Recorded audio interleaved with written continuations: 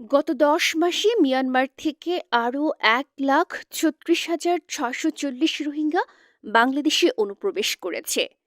বুধবার নিজেদের মাসিক প্রতিবেদনে এ তথ্য জানিয়েছে জাতিসংঘের শরণার্থী বিষয়ক সংস্থা ইউএনএইচসিআর। প্রতিবেদনে বলা হয় ২০২৪ সালের ডিসেম্বর থেকে ২০২৫ সালের অক্টোবর পর্যন্ত নতুনভাবে বাংলাদেশে অনুপ্রবেশকারী ১,৩৬,৬৪০ জন রোহিঙ্গাকে তালিকাভুক্ত করেছে সংস্থাটি।